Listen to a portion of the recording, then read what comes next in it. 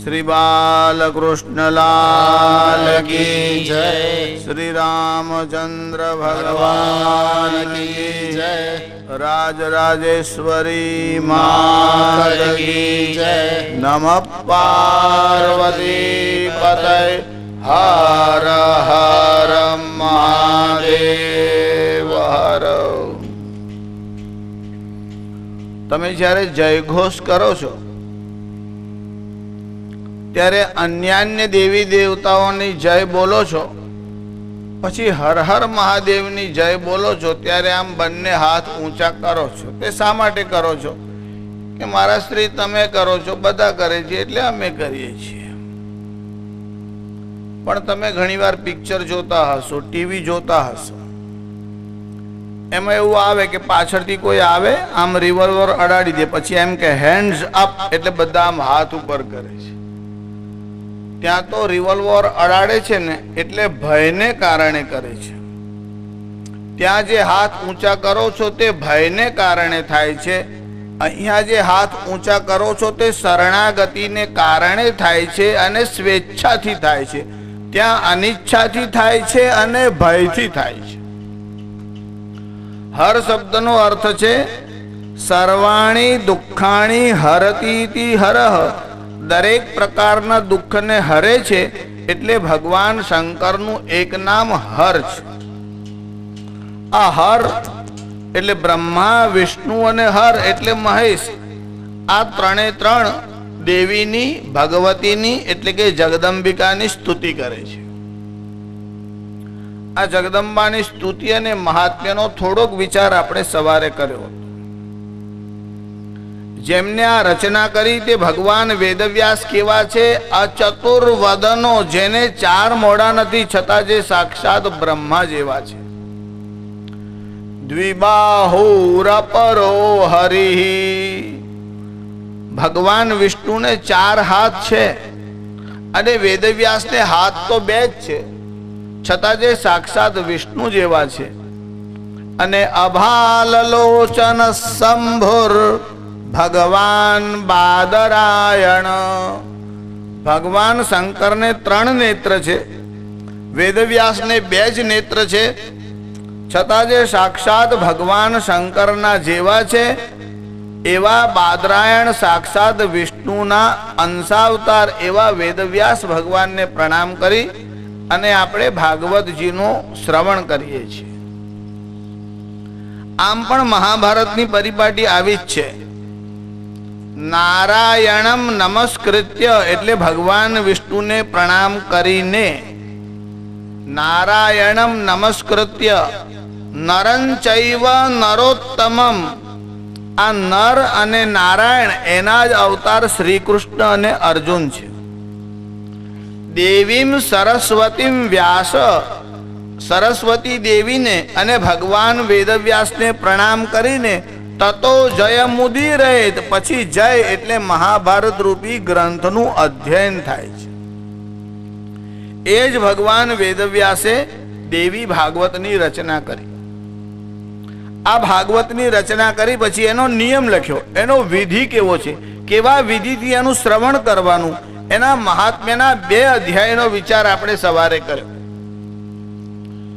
એમાં આરંભમાં જે જામવાનની કથા છે તે ભાગવતજીના 10મા સ્કંદમાં છે. હવે 3જા અધ્યાયમાં સ્વયંભૂ મનુ અને સુદ્યુમ્નની કથા છે, તે પણ ભાગવતજીના 9મા સ્કંદમાં આવે છે. ભાગવતજી અને દેવી ભાગવતના ક્રમમાં કોઈ વાર થોડો ફરક આવે, પણ તે કથા ભાગવતજીમાં પણ આવે છે. એમાં ભાગવતજીના શ્રવણનો વિધિ અને કેવી રીતે કથા સાંભળવાની, કેવા કેવા પ્રકારના લોકો કથા સાંભળવાના માટે આવશે, એ બધાનો ઉલ્લેખ શાસ્ત્ર ગ્રંથોમાં આવે છે. જે લોકો કથા સાંભળવાને માટે આવે એટલે જેને શ્રોતા કહેવાય, તે 14 પ્રકારના લોકો કથા સાંભળવાને માટે આવે છે. મૃચ્ચાલિની महिष हंस सुका स्वभावा मार्जार काक मसकौ गजलौक तुल्या सच्छिद्र कुंभ पशु सर्प शिलोपमाना તે શ્રાવકા ભુવિ ચતુર્દશધા વદંતી. આ પૃથ્વી ઉપર 14 પ્રકારના લોકો કથા સાંભળવાના માટે આવે છે. એમાં પહેલો પ્રકાર એટલે મૃત્ચાલિની. મૃત્તિકા એટલે માટીનું ઢેફું. કેટલાક શ્રોતાઓ માટીના ઢેફા જેવા હોય. માટીના ઢેફા જેવા એટલે એના ઉપર તમે આમ પાણી રેડો એટલે પલળીને પોચું થાય, પછી થોડી વાર તાપ પડે, પાણી ઉડી જાય એટલે પાછું આ ઢેફું કોરું ને કોરું. એમ કથામાં બેઠો હોય ત્યાં સુધી એવું માથું હલાવે કે કાલથી બધા નિયમનું પાલન કરવાનું હોય, પણ મંડપની બહાર નીકળે એટલે પાછો આ ઢેફા જેવો કોરો ને કોરો. મૃત્ચાલિની. કેટલાક શ્રોતાઓ ચાળણી જેવા હોય. ચાળણી જેવા એટલે કેવા? જેમાંથી લોટ પડી જાય અને થૂલું હોય, કચરું તે રહી જાય. એટલે કથામાં જે સારી વાત હોય તે બધી પડી જાય અને નકામું કચરું હોય તે બધું ગ્રહણ કરે. એક ગામમાં અમે કથા કરવા ગયા એટલે એક શ્રોતા ઊભો થયો. મને કે મહારાજ, એનો અર્થ એવો થાય કે જેમ લોટમાં થૂલું આવે, કચરું આવે, એમ તમારી કથામાં કચરું આવતું હશે ને તો જ લોકો લઈ જાય, ને આવે જ ના તો લે કેવી રીતે? એટલે તમે કથા જેવી કરો કે એમાં કચરું આવે જ ના તો? મેં કીધું કથામાં કચરું ના આવે, કથામાં ઇતિહાસ આવે. ઇતિહાસ આવે એટલે શું આવે? એમાં રાવણ આવે, દુર્યોધન આવે, કંસ આવે. ઇતિહાસમાં બંને પ્રકારના પાત્ર આવે. એટલે એમાં સૂચના આપવામાં આવે કે રામવત પ્રવર્તિતવ્યમ નતુ રાવણવત. રામની જેમ વર્તો, રાવણની જેમ નહીં. હવે શ્રોતાઓને આટલી સમજણ તો હોવી જોઈએ કે આપણે કોણામાંથી બોધ લેવાનો. મહાભારતની કથા કર્યા પછી પહેલા એક મહિના સુધી મહાભારતની કથા ચાલતી. છેલ્લે દિવસે વક્તાના મનમાં વિચાર આવ્યો કે આ લોકો 1 મહિનાથી કથા સાંભળે છે, કશું શીખ્યા કે નહીં. એટલે એમને આમ ભાઈઓ અને બહેનોના તરફ જોઈને કહ્યું કે આજે કથાની પૂર્ણાહુતિ છે, તમે લોકો કથામાંથી કંઈક શીખ્યા કે નહીં? એટલે 2-4 ભાઈઓએ આમ આંગળી ઊંચી કરી. આના મનમાં સંતોષ થયો કે ચાલો આટલા બધામાંથી કોઈ 2 લોકો તો શીખ્યા.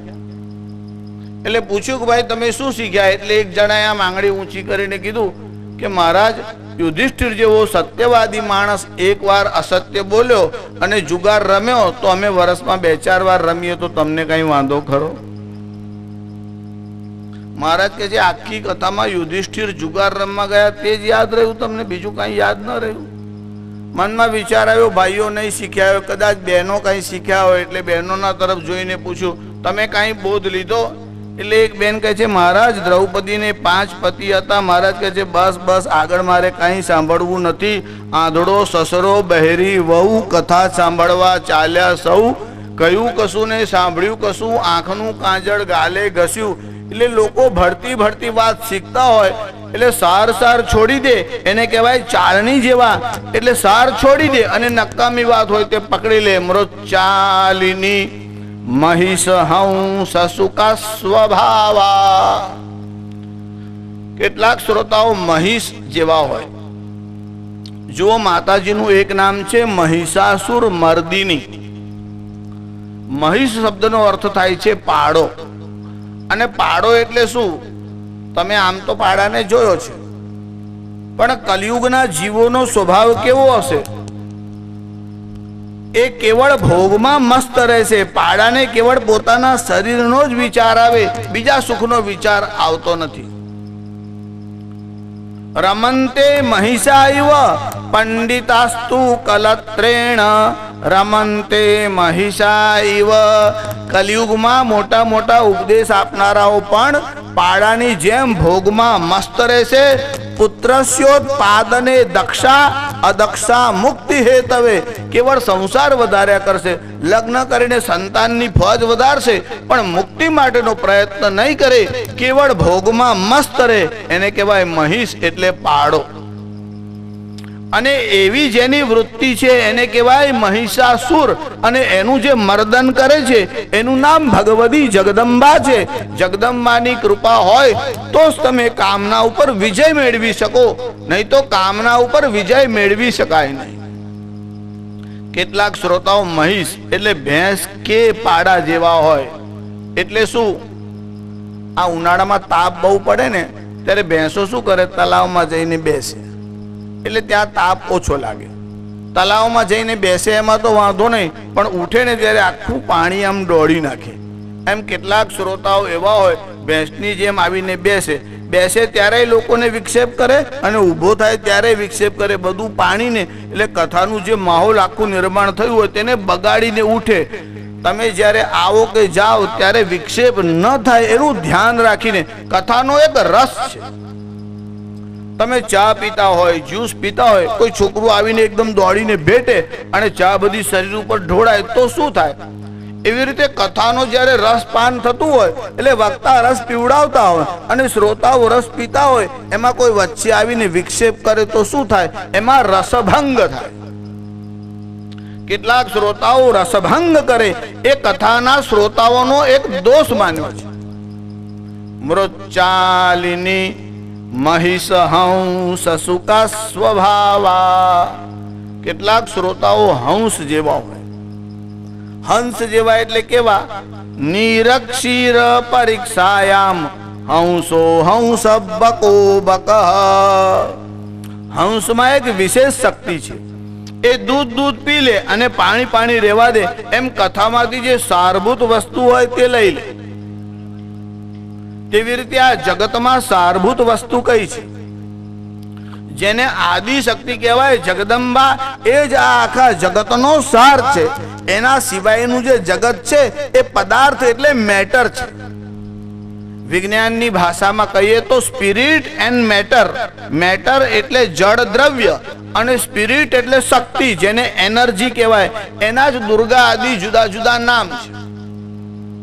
સંસારમાં શક્તિને કાઢી લો તો બાકીનો આખો સંસાર જળ દ્રવ્ય છે. આ સંસારમાં સારરૂપ હોય તો આદિમ શક્તિ છે, એ આદ્ય શક્તિના જુદા જુદા નામ છે. એ સાર જે લે તેને કહેવાય છે પરમહંસ. એટલે સંન્યાસીઓમાં પરમહંસ લગાડાય છે. જેમ રામકૃષ્ણ પરમહંસ, એમને પરમહંસ કેમ કહ્યા છે? એ કાલીના મહાન ઉપાસક હતા અને જગતમાં સારભૂત વસ્તુ કાલી છે. કાલી સિવાયનું આખું જગત શૂન્ય છે. એમને જગતના કોઈ પદાર્થમાં રસ નહોતો. કલકત્તાના કાલી મંદિરમાં રામકૃષ્ણ પરમહંસ પૂજા કરતા. જુઓ, પૂજારીને ભગવાન મળ્યો હોય એવો ઇતિહાસમાં એક જ દાખલો આવે છે, દૃષ્ટાંત, અને તે માત્ર રામકૃષ્ણ પરમહંસને.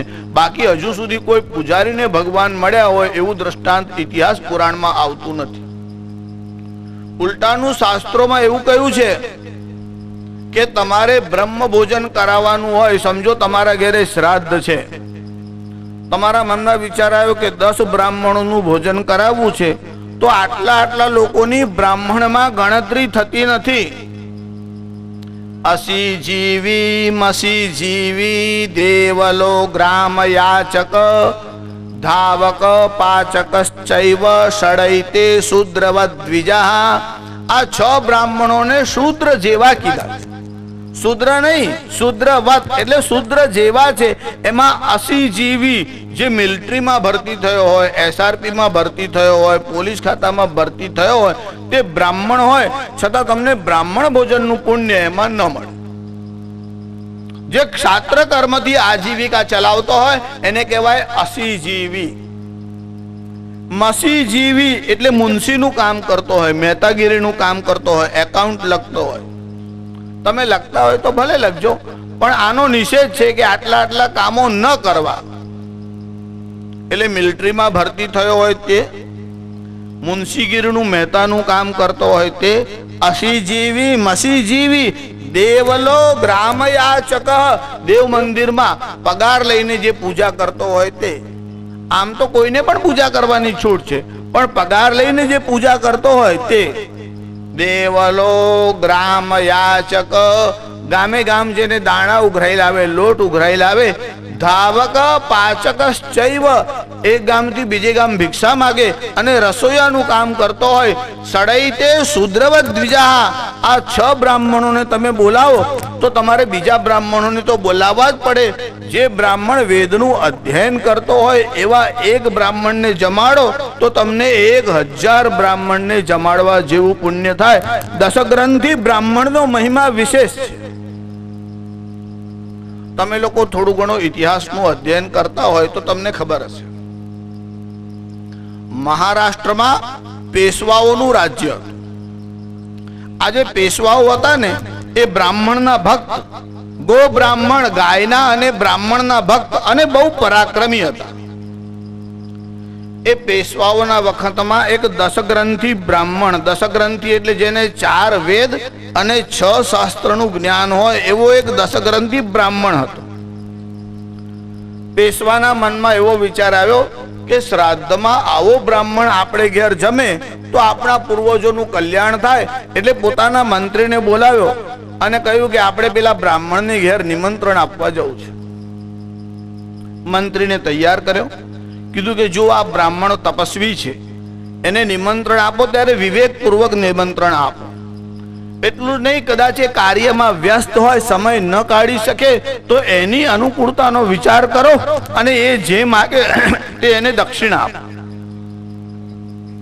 મંત્રીને સમજાવીને નીકળેલા અને કહેલું કે આટલા સુધી તારે દક્ષિણાની ઓફર કરવાની છૂટ. પેલા બ્રાહ્મણને ત્યાં પેશવા અને એનો મંત્રી બંને જણા. પેલા બ્રાહ્મણને કહ્યું કે 10 વાગે આપ ભોજન માટે પધારો, પેશવાની એવી ઈચ્છા છે કે તમે આવો.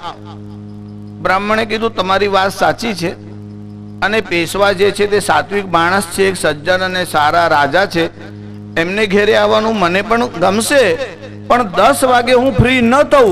મધ્યાહન સંધ્યાનો સમય થાય અને મધ્યાહનકાલ 12:36 થાય ત્યાં સુધી મારી પૂજા અને સંધ્યા ચાલશે, ત્યાં સુધી મારાથી નીકળાય નહીં. એ પછીનો સમય હશે તો ચાલશે. પેલા મંત્રીને કહેલું કે આપણે રાજ્ય કારભારમાં વ્યસ્ત છે, આપણને બીજો સમય અનુકૂળ નથી. એટલે પેશવાએ મંત્રીના ભણી જોઈને સંકેત કર્યો કે આવું નહીં, થોડા વહેલા આવે એવી પ્રાર્થના કરો. એટલે કીધું કે આપ જરા વહેલા આવો. તો બ્રાહ્મણે કીધું કે એવું શક્ય નથી. એટલે મંત્રીને સંકેત કર્યો. એટલે મંત્રીએ કીધું 10,000 રૂપિયા તમને દક્ષિણા આપવામાં આવશે, આપ પધારો તો સારું. આ પેશવાના સમયના 10,000 કહું છું, હા, આ 2010ના નહીં. ઇન્ફ્લેશન જ્યારે ફુગાવો થયો હોય ત્યારે તમને એની ખબર ન પડે કે 10,000ની કિંમત કેટલી છે. પેલા બ્રાહ્મણે કીધું આપની વાત સાચી, પણ મારાથી મારું કર્મ છોડીને નહીં અવાય. એટલે કીધું 15,000 આપશું. બ્રાહ્મણે ના પાડી. 20,000, 30,000. પેશવાએ ફરી સંકેત કર્યો એટલે પેલાએ કીધું 40,000. પેલા બ્રાહ્મણે ના પાડી. હવે પેલા મંત્રીથી રહેવાયું નહીં. મંત્રીનો સ્વભાવ થોડો આકરો હતો, જરાક ચીડાઈ ગયો અને મંત્રી પેલા બ્રાહ્મણના તરફ જોઈને બોલવા લાગ્યો, અરે ભટા, 40,000 રૂપિયા દેવું ને એ બ્રાહ્મણ, 40,000 રૂપિયા આપીને તને જમાડનાર કોઈ મળશે નહીં. ત્યારે પેલા બ્રાહ્મણે પેશવાના તરફ જોયું અને કીધું કે આ મંત્રીને સમજણ ઓછી છે. 40,000 રૂપિયા આપનાર મારી સામે બેઠો છે, ના કહેનાર કોઈ મળશે નહીં એવું જરા એને પૂછી જુઓ. નિસ્પૃહસ્ય તૃણમ જગત, જેને જગતમાં કોઈના રૂપિયાની તમા નથી એને કોઈ ખરીદી શું શકે. આવો બ્રાહ્મણ નિસ્પૃહી હોય એવા એક બ્રાહ્મણને પણ જમાડો તો 10,000 બ્રાહ્મણને જમાડવા જેવું પુણ્ય થાય. બાકી સડૈતે શુદ્રવત દ્વિજાહ, આગળ જે 6 બ્રાહ્મણો કયા છે એ તો નામના બ્રાહ્મણ છે, શુદ્રવત કહેવાય છે. ત્યારે પરમહંસ એને કહેવાય છે જે સાર લઈ લે. આ રામકૃષ્ણ પરમહંસ કાલીના મહાન ઉપાસક હતા અને શક્તિને કારણે જ આ આખું જગત ધારણ કરાય છે એવી એમની અનુભૂતિ હતી. તેમને મહાકાલીના પ્રત્યક્ષ દર્શન કર્યા. જો મૂર્તિમાં દર્શન થાય એ કનિષ્ઠ છે, પણ સ્વપ્નમાં થાય એના કરતા મૂર્તિના દર્શનનો મહિમા વિશેષ છે. એટલે એક માણસને સ્વપ્નમાં જો ભગવાનના કે દેવી દેવતાના દર્શન થાય તો એને તૃતીય સ્થાન, અધમ સ્થાન આપ્યું છે, પણ મૂર્તિમાં થાય તે મધ્યમ છે. એને પ્રત્યક્ષ દર્શન થાય તે ઉત્તમ દર્શન છે અને અપરોક્ષ સાક્ષાત્કાર એટલે સર્વમાં જગદંબાના દર્શન થાય એ ઉત્તમમાં ઉત્તમ દર્શન છે. એને કહેવાય છે સુદર્શન. સુ એટલે સર્વત્ર અને સુ એટલે સારું. જેને સર્વત્ર દેવીના દર્શન થાય, બધામાં જગદંબાના દર્શન થાય તે શ્રેષ્ઠ વાત છે. રામકૃષ્ણ પરમહંસની સ્થિતિ આવી હતી. એકવાર માતાજીની પૂજા કરવા હાથમાં ચંદન અને કેસર આમ ઘૂંટેલા હતા, વાડકો લઈ અને માતાજીનું પૂજન કરવા માટે ઊભા થયા. હવે જ્યાં મંદિરમાં પ્રવેશ કર્યો, હાથમાં ચંદન અને કેસર હતું. ચંદન હાથમાં લઈ દેવીની મૂર્તિએ લગાડવા જતા હતા, પણ મંદિરમાં પ્રવેશ કરતા જ મંદિરના થાંભલા ઉપર, મંદિરની દિવાલો ઉપર જે કોઈ મળે બધાને આમ ચંદન લગાડતા લગાડતા જાય. સર્વમ દેવી મયમ જગત, જેને આખું જગત દેવીમય દેખાય છે એ પરમહંસ છે. જેને કોઈક ઠેકાણે પણ દર્શન થતા નથી એને સર્વત્ર ક્યાં થાય? પહેલી વાત તમને કોઈક મંદિરમાં થાય, સ્વપ્નમાં થાય, અને સર્વત્ર થાય એ તો વાત પછીની છે. રામકૃષ્ણ પરમહંસને સર્વત્ર દેવીના દર્શન થતા હતા. આ જગદંબાનું મહાત્મ્ય કેવું છે અને કેવા કેવા લોકો એનું મહાત્મ્ય શ્રવણ કરવાને માટે આવશે? તો કહે છે 14 પ્રકારના લોકો કથા સાંભળવાના માટે આવશે. મૃચ્ચાલિની મહિષહંસ સુકા સ્વભાવા. કેટલાક શ્રોતાઓ સુખ એટલે પોપટના જેવા હોય. પોપટના જેવા એટલે કેવા? આ પોપટ રામ રામ રામ આવું બોલે, પણ આમ મરચું અંદર પાંજરામાં નાખો ને એટલે આમ તરત તરાપ મારે. એટલે બોલે રામ રામ, પણ એનો જીવ મરચાની અંદર હોય. એમ કેટલાક લોકો ખાલી કોઈ દૃષ્ટાંત હોય, વાર્તા હોય તે સાંભળે, બીજાને કહે અને પોતાની વિદ્વત્તાનું કે જ્ઞાનનું પ્રદર્શન કરે. એ પોપટની જેમ જેની ભાષા સારી છે પણ જેનું વર્તન સારું નથી, તે સુખ એટલે પોપટના જેવા શ્રોતા છે કે એની વાણીમાં રામ આવ્યું, વર્તનમાં નહીં. પણ જો કે વાણીમાં આવે તો પણ સંતોષ માનો. આ ક્રમ છે. પહેલા શ્રવણ એટલે કાન દ્વારા સંભળાય, પછી વાણીમાં આવે, પછી ધીરે ધીરે વર્તનમાં આવે. બધું એક જ દિવસે શક્ય થઈ શકતું નથી. ત્યારે કેટલાક શ્રોતાઓ પોપટ જેવા હોય. મૃચ્ચાલિની મહિષહંસ સુકા સ્વભાવા. કેટલાક અશ્વ એટલે ઘોડા જેવા હોય. ઘોડા જેવા એટલે શરીરથી પુષ્ટ નહીં, હા, ઘોડા જેવા એટલે જે સારો ઘોડો હોય ને એને ચાબુક મરાય નહીં. એ ખાલી ઈશારાથી જ ચાલે. જરાક લગામનો ઈશારો કરો એટલે દોડવા માંડે. એમ ઘોડા જેવા એટલે વક્તા જે વાત કહેવા માંગે એનો ભાવ સમજી લે, એનું હાર્ટ જાણી જાય અને એનું તાત્પર્ય ગ્રહણ કરે, એને કહેવાય અશ્વ એટલે ઘોડા જેવા. સુકા સ્વભાવા માર્જાર કાક. કેટલાક શ્રોતાઓ માર્જાર એટલે બિલાડી જેવા હોય. બિલાડી જેવા હોય એટલે કેવા? આંખથી બિલાડી જેવા એટલે માજરા એવું નહીં સમજવાનું. હો, માર્જાર એટલે બિલાડી જેવા એટલે તમે કોઈ વાર સર્કસ જોયું હશે. આ સર્કસમાં વાઘ હોય, સિંહ હોય, હાથી હોય, હિપોપોટેમસ હોય, મોટા મોટા ભયાનક હિંસક પ્રાણીઓ સર્કસમાં હોય, પણ તમે કોઈ વાર સર્કસમાં બિલાડીને જોઈ? કેમ? એનું કારણ ગમે તેવા ભયંકર પ્રાણીને તાલીમ આપી શકાય પણ બિલાડીને તાલીમ આપી શકાય નહીં. એમ કેટલાક શ્રોતાઓ બિલાડી જેવા હોય. તમારા જેવા તો કેટલાય મહારાજ આયા અને કેટલાય ગયા. કોઈની તાકાત છે અમને સુધારી શકે? મારજાર કાક. કેટલાક બિલાડી જેવા હોય. પણ એકવાર બિરબલના મનમાં આવો વિચાર આવ્યો કે આ બધા એવું કહે છે કે બિલાડીને તાલીમ ન અપાય. સાધારણ કામ તો બધા જ કરતા હોય છે, અસાધારણ કામ કરીએ તો જ આપણો મહિમા. એટલે આને મનમાં એવું નક્કી કર્યું આપણે બિલાડીને તાલીમ આપીએ તો ખરા. એટલે અકબરે આવો વિચાર કર્યો અને 3 બિલાડીઓને તાલીમ આપી. અકબરના મનમાં વિચાર આવ્યો. પછી 6 મહિના સુધી તાલીમ આપી. માણસ કોઈ પરાક્રમ કરે ને એટલે બીજાને દેખાડવાની ઈચ્છા થાય. એટલે આના મનમાં થયું કે આ બિલાડીઓને મેં ટ્રેનિંગ આપી છે, હવે જરા કમાલ કે વિશે દેખાડું. એટલે બિરબલને કહ્યું કે આજે આપણે ત્યાં ભોજનનો કાર્યક્રમ રાખ્યો છે. ભોજન તો બહાનું હતું, એને પોતાની કુશળતા દેખાડવાની હતી કે જો મેં આ બિલાડીઓને કેવી તાલીમ આપી છે. આ બિરબલ બ્રાહ્મણ હતો, ભરદ્વાજ ગોત્રનો. તાનસેન પણ બ્રાહ્મણ હતો. લોકોને ઇતિહાસની જાણ હોતી નથી, એટલે મિયા તાનસેન, મિયા શબ્દ માનાર્થે બોલાય છે. અને તાનસેનની એક જૂઠી કબર પણ ઉત્તર પ્રદેશમાં બનાવવામાં આવી છે. હવે બધો ઇતિહાસ હમણાં ક્યાં કહેતો બેસું. પણ બિરબલ જમવા માટે ગયો. બંને જણના બાજટ પાટલા લાગી ગયા. જમવાની થાળી આવી એટલે બાદશાહે આમ તાલી પાડી. તાલી પાડી એટલે અંદરથી 3 બિલાડીઓ આમ બહાર આવી અને લાઈન બંધ ગોઠવાઈ ગઈ. પછી બાદશાહે તાલી પાડી એટલે બે થાળ આવ્યા, એક અકબરના માટે મૂક્યો, એક બિરબલના માટે મૂક્યો. પછી બાદશાહે આમ તાલી પાડી એટલે અંદરથી એક નોકર 3 દીવા લઈને બહાર આવ્યો. પેલી જે બિલાડીઓ બેઠી હતી તેના માથા ઉપર એક એક દીવો આમ મૂક્યો એટલે 3 બિલાડીના માટે 3 દીવા મૂક્યા.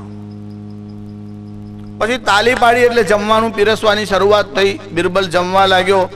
અકબર બિલાડીઓના તરફ જુએ અને બિરબલના તરફ જુએ. એનો ભાવ એવો હતો, જોયું મેં આ બિલાડીઓને કેવી તાલીમ આપી છે, એમ પોતે મનમાં ગર્વ કરતો. જમવાનું શરૂ થયું. બંને જણા જમી રહ્યા, હાથ ધોયા એટલે બાદશાહે આમ તાલી પાડી, અંદરથી નોકર આવ્યો. એક તાલી પાડી એટલે પહેલી બિલાડીના માથા પરથી દીવો લીધો અને જેમ તાલી પાડી એટલે બિલાડી ગઈ. બીજી વાર તાલી પાડી, બીજો દીવો લીધો, બીજી તાલી પાડી, બીજી બિલાડી ગઈ. એવું 3 વાર થયું. એટલે અકબરના તરફ એને અરે બિરબલના તરફ આમ ગર્વથી જોઈને આમ માથું હલાવ્યું, જોયું મેં કેવી તાલીમ આપી છે. એટલે બિરબલ કે, જે હજુર મને એવું લાગે છે આ આકસ્મિક આવી હશે. સર્કસમાં સવારનો શો હોય તોય સર્કસ થાય, બપોરે થાય, બીજે દિવસે થાય. જો આ કાલે થાય તો હું માનું કે તમારી તાલીમ સાચી. બાદશાહના મનમાં થયું આ બ્રાહ્મણ છે, જમવાનો લોભ થયો લાગે છે. કીધું કાલે ફરી જમવાનું રાખો. બીજે દિવસે જમવા માટે બેઠા. બિલાડીઓ આવી, માથા ઉપર દીવા મુકાયા. આ બાદશાહ જમવાની આમ શરૂઆત કરે ત્યાં તો બિરબલે ગજવામાંથી એક ઉંદર આમ ધીરેથી કાઢ્યો ને આમ ઉંદર કાઢીને છોડ્યો અને બિલાડીનું ધ્યાન ગયું. 3 બિલાડીઓ એક સાથે આમ ઝપટી, દીવા ક્યાં પડ્યા અને આ બિલાડીઓ ગઈ ઉંદરના તરફ. આ બિલાડીઓની તાલીમ ખરી, પણ ક્યાં સુધી? ઉંદર ના જુએ ત્યાં સુધી. જ્યાં સુધી ઉંદર દેખાય એટલે એમનું ધ્યાન કથામાંથી. આ ઉંદરની સાઈઝ જુદી, રંગ જુદા, કામ જુદા જુદા. પણ કેટલાક શ્રોતાઓને કોઈ વાત યાદ આવે એટલે એવી આમ તરાપ મારીને જાય. એમનું ચિત્ત ઘર અને સંસારના કામમાં વિશેષ હોય છે. કથામાં આવીને બેસે પણ એમનું ચિત્ત કથામાં હોતું નથી. જેમ બિલાડીનું ચિત્ત ઉંદરમાં હોય છે એમ એમનું ચિત્ત સંસારના કામોમાં હોય છે. કેટલાક શ્રોતાઓ મારજાર એટલે બિલાડીના જેવા હોય છે. મારજાર કાક મસકૌ ગજલૌ કતુલ્યા. કેટલાક શ્રોતાઓ કાક એટલે કાગડાના જેવા હોય. કાગડા જેવા એટલે કાગડો એકાક્ષી હોય. કાગડો જે છે એને આ ગોલોક તો 2 હોય પણ એનો જે ડોળો હોય તે એક જ હોય, તે બંને તરફ ફરતો હોય છે. એટલે કાગડાને કહેવાય છે એકાક્ષી, એક આંખ વાળો. જે સર્પ હોય છે ને તે ચક્ષુશ્રવા હોય છે.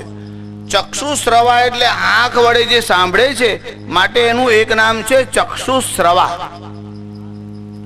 જો સર્પ હોય ને તેને મનુષ્યના જેવા કાન હોતા નથી. તમારા મનમાં એવો વિચાર આવે કે કાન દ્વારા સંભળાય છે, પણ એ વાત ખોટી છે. સમજી લો, કાન દ્વારા સંભળાતું હોય તો બહેરાને કાન હોય છે કે નહીં? કાન તો હોય જ છે. સંભળાતું કેમ નથી? એનું કારણ તમે જેને કર્ણ કહો છો એને બાહ્ય કર્ણ કહેવાય. એટલે જેને આમ પકડી શકાય ને એને સંસ્કૃતમાં કહેવાય સસ્કુલી. એટલે બાહ્ય કર્ણ, આ કાનનો જે બહારનો ભાગ હોય એને કહેવાય સસ્કુલી. અકર્ણાહ સાંડાહ. અકર્ણાહ જે ઈંડામાંથી બહાર આવે એને કાન હોતા નથી. જો કાગડા, ચકલા, કાબેર આ બધા ઈંડામાંથી બહાર આવે. સાપ ક્યાંથી બહાર આવે છે? ઈંડામાંથી બહાર આવે. જે પ્રાણી ઈંડામાંથી બહાર આવે છે એને બાહ્ય કર્ણ એટલે સસ્કુલી હોતા નથી. એટલે છોકરો કોઈ ભૂલ કરે તો શિક્ષક આમ કાન પકડે અને કે એ ડફોડ, ગધેડું તોફાન કરતું હોય, વશમાં ન રહે તો એનો કાન પકડાય અને એને તમાચો મરાય. ત્યારે એને બાહ્ય કર્ણ હોય છે. પણ કાગડા, ચકલા, ગીધ આ 28 પ્રકારની જે પક્ષીઓની સૃષ્ટિ થઈ અને સરીસૃપ એટલે જેને કહેવાય રેપ્ટાઇલ, જે પેટથી ચાલવા વાળા પ્રાણી છે, એના 300 પ્રકારના ભેદ છે. એ લોકોને બાહ્ય કર્ણ હોતા નથી. આ સર્પને પણ બાહ્ય કર્ણ હોતા નથી. ત્યારે કેટલાક શ્રોતાઓ કાગડા જેવા હોય એટલે એકાક્ષી હોય. પોતાને ફાવતું અને ભાવતું હોય તેટલું લઈ લેવાનું, બાકીનું છોડી દેવાનું. એને કહેવાય કાક એટલે કાગડાના જેવા. મારજાર કાક મસકૌ ગજલૌ કતુલ્યા. મશકનો અર્થ થાય છે મચ્છર. કેટલાક શ્રોતાઓ મચ્છર જેવા હોય. મચ્છર જેવા એટલે તમે જ્યારે સુવા પડો ને ત્યારે કાનના પાસે આવીને ગુનગુન ગુનગુન આમ કર્યા જ કરે. એવું તમે જ્યારે કથા સાંભળવામાં તલ્લીન હો ને ત્યારે ધીમે રહીને પાછળથી આમ જબ્બો ખેંચે. એ તને ખબર છે? હવે ઘેર જઈને કહેજે નહીં, ન્યૂઝ કહેવા માટે આવે છે, કથા સાંભળવા માટે આવે છે. એટલે પોતે સાંભળે નહીં, બીજાને સાંભળવા દે નહીં, ગુનગુન ગુનગુન કર્યા જ કરે. આમ હાથથી આમ કાઢતા રહો, રૂમાલથી ઝાટકતા રહો તો પણ પાછા કાન પાસે આવીને બોલ્યા જ કરે. એમ પોતે સાંભળે નહીં, બીજાને સાંભળવા દે નહીં, એવો જે પ્રકાર છે એને કહેવાય છે મશક જેવા. મારજાર કાક મશકૌ ગજલૌક તુલ્યા. જલૌક એને ગુજરાતીમાં કહેવાય જળો. તમે કોઈ વાર તળાવમાં ગયા હોય, ત્યાં ભેંસો કે જે પ્રાણીઓ પડી રહે ને એના શરીર ઉપર જે ચીપકી જાય એને કહેવાય છે જળો. એ જળો છે ને લોહી પી જાય છે, એને કહેવાય છે જલૌક તુલ્યા. જલૌક એટલે જળો જેવા. જળો જેવા એટલે જે વક્તાનું લોહી પી જાય. વક્તાનું લોહી પી જાય એટલે એવા પ્રશ્ન કરવા જાય. એમને જિજ્ઞાસા હોતી જ નથી, એમને પોતાનું જ્ઞાન બતાડવાનો જ રસ હોય છે. એટલે જાણી બુજીને પ્રશ્ન કરે, અને પ્રશ્ન પાછો એવો કરે કે જેમાં એને કઈ રસ કે જાણવાનું હોય નહીં, કેવળ વક્તાની પરીક્ષાના હેતુથી જ પૂછવામાં આવે. માણસ પ્રશ્ન કરે એટલે એની મનોવૃત્તિ છતી થાય છે. એટલે પાછો વક્તાને જઈને પૂછે, શ્રવણના મા બાપનું નામ શું? હવે એને ખબર છે કે રામાયણમાં આવતું નથી. આ નામ ખાલી દેવી ભાગવતમાં જ આવે છે, બાકી કોઈ જગ્યાએ આવતું નથી. કાલે મને યાદ આવશે અથવા કહેવાનું લાગશે તો તમને કહીશ. આવું આટલા માટે કહું છું કે જે લોકોને આવડી જાય ને એ બીજાને હેરાન કરવા માટે પૂછે, પોતાનું જ્ઞાન બતાવવા માટે પૂછે, એવો એમાં હેતુ હોય છે. અમે એક ઠેકાણે કથા કરવા ગયા, રામાયણની કથા. એમાં શ્રવણનો પ્રસંગ ચાલતો હતો. એટલે આ શ્રવણ કુમાર જે હતા ને તેને એના અંધ માતા પિતાને લઈને યાત્રા કરાવવા માટે નીકળ્યો હતો. હવે માતા પિતાને તરસ લાગી એટલે જળ લેવા માટે સરોવરના કિનારે ગયો. મહારાજ દશરથ શબ્દવેધી બાણ જાણતા હતા. જ્યાં શ્રવણ જળ ભરવા માટે ગયો ત્યાં સામે કિનારે મહારાજ દશરથ આવ્યા. આની પાસે જે ઘડો હતો ને તેનું મોઢું સાંકડું હતું. તમે લોકોએ ભોટવો જોયો હશે, એનું મોઢું સાંકડું હોય ને પેટ આમ મોટું હોય, એટલે પાણી જ્યારે ભરે ત્યારે એમાં બુડ બુડ બુડ બુડ એવો આમ અવાજ આવે. એટલે શ્રવણ જ્યારે આમ પાણી ભરવા લાગ્યો અને અવાજ આવ્યો, મહારાજ દશરથના મનમાં થયું સામે કોઈ પ્રાણી જળ પીવે છે. અને શબ્દવેદી એટલે શબ્દનો અવાજ સાંભળે કે ક્યાંથી આવે છે અને ત્યાં બાણ છોડે એવું એમનું સામર્થ્ય હતું. મૃગયા એ ક્ષત્રિયોનો ધર્મ છે. આગળ તમને ક્ષાત્ર ધર્મ વિશે અનુકૂળતા સમય હશે તો કહીશ. પણ જ્યાં મહારાજ દશરથે બાણ છોડ્યું અને શ્રવણ કુમારને બાણ લાગ્યું, બાણ લાગતા શ્રવણ ત્યાં પડ્યો, હે રામ એવું બોલ્યો. એટલે મહારાજ દશરથને થયું કે કોઈ મનુષ્ય હોય એવું લાગે છે. એટલે ત્યાં પહોંચી ગયો. મહારાજ દશરથ ત્યાં પહોંચ્યા. પછી શ્રવણે કહ્યું કે મારા માતા પિતાને તરસ લાગી છે, આ પાણી એમને આપી આવો. એટલે મહારાજ દશરથ ત્યાં ગયા. મૌન રહ્યા, કારણ કે બોલે તો ખબર પડે કે શ્રવણ કુમાર આવ્યો નથી. એટલે પાણી આપ્યું, પણ આ શ્રવણના માતા પિતાએ પીધું નહીં, લીધું નહીં. એટલે દશરથે કીધું આપ જળ તો પાન કરો. ત્યારે શ્રવણના માતા પિતાએ કીધું કે મારો પુત્ર કેમ બોલતો નથી. પછી એમને બધો ઇતિહાસ કહ્યો કે આવી રીતે અજાણતા મારાથી તીર છૂટ્યું અને શ્રવણ કુમારને વાગ્યું. એટલે શ્રવણના અંધ માતા પિતાએ મહારાજ દશરથને શાપ આપ્યો. શું શાપ આપ્યો? કે પુત્રના વિયોગમાં જેમ મારું મરણ થયું છે એમ પુત્ર વિયોગમાં તમારું મરણ થશે. ભાલમ દશરથાત્મજ. જો તમે રામ રક્ષાનો પાઠ કરતા હો તો એમાં એવું આવે છે કે ભાલની રક્ષા દશરથના પુત્ર રામ કરો. પણ જ્યારે ભાલ શબ્દ આવ્યો ત્યારે વિશ્વામિત્રે દશરથને યાદ કર્યા. એનું કયું કારણ છે? કે ભાગ્ય હોય તો દશરથના જેવું કે જેને શાપ મળ્યો તો પણ આશીર્વાદ રૂપ થયો. એનું કારણ જ્યારે દશરથને શાપ આપ્યો ત્યારે દશરથને પુત્ર નહોતા. હવે આ મુનિ કુમારના વધ પછી મુનિએ કહ્યું કે પુત્ર વિયોગમાં તમારું મરણ થશે, એનો અર્થ એવો કે પુત્ર તો થશે. અને પછી દશરથને ત્યાં પુત્ર થયો. એટલે આ કથા હું કહેતો હતો એટલામાં એક શ્રોતા ઉભો થયો. મને ખબર નહીં કે લોકો આટલા બધા કોન્સન્ટ્રેશનથી કથા સાંભળતા હશે. એ મને કહે છે, મહારાજ એક પ્રશ્ન પૂછું. મેં તો પૂછ્યું કે શ્રવણના પિતાએ શાપ આપ્યો, પછી દશરથના ઘેર પુત્રનો જન્મ થયો, સાચી વાત? મેં કીધું હા. ત્યારે તમે એવું કીધું કે શ્રવણને તીર લાગ્યું ત્યારે એ બોલ્યો હે રામ. હવે રામનો જન્મ પછી થયો તો આ શ્રવણ હે રામ કેવી રીતે બોલ્યો? મને ખબર નહીં આટલું બધું કોન્સન્ટ્રેશન રાખીને, પૂર્વાપરનું અનુસંધાન રાખીને કોઈ કથા સાંભળતું હોય. હવે તમે કઈ બોલો એટલે તમારે એનો ઉત્તર તો આપવો પડે ને, સમાધાન તો કરવું પડે ને. એટલે મેં એમાં એક રસ્તો કાઢ્યો. મેં એવું કીધું કે રામ પ્રસિદ્ધ ત્રણ થયા. એક ભાર્ગવ રામ એટલે પરશુરામ, બીજા રાઘવ રામ એટલે અવધ નરેશ રામ, અને ત્રીજા રામ એટલે બલરામ શ્રી કૃષ્ણના મોટા ભાઈ. એમાં પરશુરામ પહેલા થયા એટલે એ રામને યાદ કરીને આને કીધું રામ. ત્યારે એને મને પૂછ્યું, મને કે મહારાજ એ પરશુરામ એટલે ખાલી રામ કેમ બોલ્યો? મેં કીધું તો આપણે એને જ પૂછવા જવું પડે ને. હવે તો બોલનારને ખબર ને, મને શું ખબર પડે? આ તો હું તમને ખાલી વિનોદ માટે કહું છું. મારે એવું કહેવાનું છે કે તમે જ્યારે પુત્રનું નામ પાડો તે દિવસથી તે નામ આવ્યું અસ્તિત્વમાં એવું નહીં. નામ અને નામીમાં નામ પહેલા છે. શબ્દ બ્રહ્મ વિજાનિયાત, શબ્દ બ્રહ્મ છે. રામનો જન્મ થયો એ પહેલા પણ રામ શબ્દ તો છે જ, એટલે તો વશિષ્ઠ એમનું નામ રામ પાડ્યું. યસ્મિન રમંતે મુનયો વિદ્યા જ્ઞાન વિપ્લવે તમ ગુરુ પ્રાહ રામેતિ રમણાદ રામ ઇત્યપી. મુનિઓનું ચિત્ત જેમાં રમમાણ થાય છે એ જ્યેષ્ઠ પુત્રનું નામ રામ પાડવામાં આવ્યું. ત્યારે રામ શબ્દ રામના જન્મ પહેલા હતો. તમે મહાભારતમાં યુધિષ્ઠિર અને ભીષ્મ પિતામહનો સંવાદ વાંચ્યો હોય, એમાં વિષ્ણુ સહસ્ત્ર નામ છે. લોકો આજકાલ વિષ્ણુ સહસ્ત્ર નામ એવું બોલે છે, સહસ્ત્ર નહીં. સહસ્ત્ર નો અર્થ થાય સહ અસ્ત્ર એટલે વિથ વેપન એવો અર્થ થાય, અને સહસ્ર એટલે 1000. વિષ્ણુ સહસ્ર નામ, the 1000 name of lord Vishnu. એમાં સહસ્ત્ર, એમાં ટી આર ના આવે, ટી વચ્ચે આવે જ નહીં, સહસ્ર આવે. નમોસ્ત્વનંતાય સહસ્ર મૂર્તય. ને કેટલાક લોકો સહસ્ત્ર મૂર્તય આવું બોલતા હોય છે. જે સ્ત્રીમાં સ્ત્ર લખે છે એવું ઉચ્ચારણ કરે છે, એ પ્રોનાઉન્સિએશન અશુદ્ધ છે.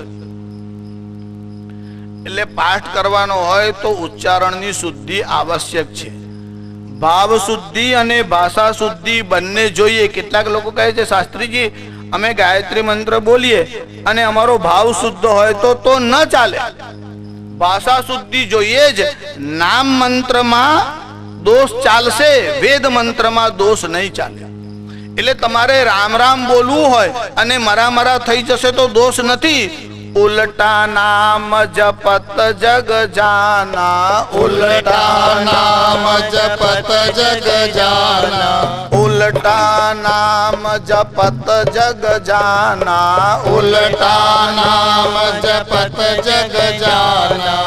વાલ્મીકી ભય બ્રહ્મ સમાના, વાલ્મીકી ભય બ્રહ્મ સમાના. પણ એમાંથી છોડ બહાર આવે છે. એમ ભગવાનનું નામ સીધું બોલો કે ઉલટું બોલો, પણ વેદ મંત્ર કલમ જેવા છે, એ ઉલટી ખોસાય નહીં, બુદ્ધિપૂર્વક થાય એનું ધ્યાન રાખવું આવશ્યક છે. અશુદ્ધમ પુસ્તકમ શત્રુ. અશુદ્ધ પુસ્તક હોય તો શત્રુ છે. પુત્ર શત્રુ અપંડિત, પુત્ર મૂર્ખ હોય તો શત્રુ છે. ભાર્યા રૂપવતી શત્રુ. પત્ની રૂપાળી હોય પણ આજ્ઞાંકિત ન હોય તો શત્રુ છે. ભૃત્યશ્ચોત્તરદાયક. નોકર સામે જવાબ આપતો હોય તો શત્રુ છે. સસર્પે ચ ગૃહે વાસો મૃત્યુરેવ ન સંશય. સસર્પે ચ ગૃહે વાસો, અને ઉશિકામાં સાપ હોય તો મૃત્યુકારક કહેવાય. આટલી જગ્યાએ સાવધાન રહેવાની આવશ્યકતા છે. ત્યારે જે શ્રોતાઓ કથા સાંભળવાને માટે આવે ત્યાં 14 પ્રકારના હોય છે. મારજાર કાક મસકૌ ગજલૌ કતુલ્યા સચ્છિદ્ર કુંભ. કેટલાક કાણા ઘડા જેવા હોય. કાણા ઘડા જેવા એટલે ઘડામાં પાણી ભરો પણ કાણો હોય ને તમે અંદર લઈ જાઓ ત્યાં સુધી તો આમ બધું નીકળીને જતું રહ્યું. એમાં કથા સાંભળે પછી ઘેર આવીને લોકોને કે મહારાજ શું કથા કરે છે, શું કથા કરે છે. એટલે પેલો કે શું કીધું આજે મહારાજે? હવે આનું તો કાણા ઘડા જેવું થયું હોય, ઘેર જતા સુધી તો બધું નીકળી ગયું હોય. એટલે કે મહારાજે બહુ સરસ કીધું, હું તો બધું કહેત પણ તને સમજણ પડે નહીં એટલે કહેતો નથી. તે પેલાને સમજણ પડે નહીં એટલે કે તારી ખોપડીમાં રહ્યું નથી એટલે. ત્યારે કેટલાક કાણા ગળા જેવા હોય, સાંભળે એટલી વાર આનંદ રહે પણ બધું સમજાય નહીં, બધું યાદ રહે નહીં. તમે આખો ઘડો આમ ઠાલવી દો પણ પ્યાલામાં તો જેટલી જગ્યા હોય એટલું જ પાણી રહે. એમ દરેક જણ પોતાના સામર્થ્ય અનુસાર વિદ્યા ગ્રહણ કરે છે. ગુરુ એક જ હોય છે પણ શિષ્ય શક્તિ અનુસાર ગ્રહણ કરે છે. સચ્છિદ્ર કુંભ પશુ સર્પ શિલોપમાના. કેટલાક શ્રોતાઓ પશુ જેવા હોય. પશુ જેવા એટલે ચાબુક મારે એટલી વાર જ આ બળદ ચાલે, પેલો પરોણો આમ લગાવે ને પછી પાછો થોડી વાર થાય એટલે વળી પાછો ઢીલો પડે. એમ જરાક ફટકો મારો, સંકેત કરો એટલી વાર સાવધાન થાય પછી પાછી એમની પ્રવૃત્તિ ચાલુ થઈ જાય. પશુ સર્પ શિલોપમાના. કેટલાક સર્પ જેવા હોય, સાપને દૂધ પાવ તો પણ ઝેર જ વધે. એમ અમને ગમે એટલો સદુપદેશ આપો એ વિકૃત વાતની જ રજૂઆત કરે. શિલોપમાના. કેટલાક પથ્થર જેવા હોય એટલે હાર્ડ હોય, એમનું હાર્ટ હોય ને બહુ મજબૂત હોય. શેઠ રોજ કથા સાંભળવા આવે. મારે તો કીધું, શેઠ તમે રોજ કથા સાંભળવા આવો છો, છોકરાઓને જોડે લાવતા નથી. મારા છોકરાઓ તો કૂડા કાળજાના કહેવાય, તમે કહો ને બધું માનવા લાગે. અમે તો એવા ઘડાઈ ગયેલા, તમારે જેટલું કહેવું એટલું કહો, અમે તો એના એમનામાં કોઈ ફેરફાર થાય જ નહીં. આ પથ્થર જેવું જેનું હાર્ટ હોય એવા મજબૂત હોય. પશુ સર્પ શિલોપમાના તે શ્રાવકા ભુવિ ચતુર્દશધા વદંતી. આવા 14 પ્રકારના શ્રોતાઓ કથા સાંભળવાની માટે આવે.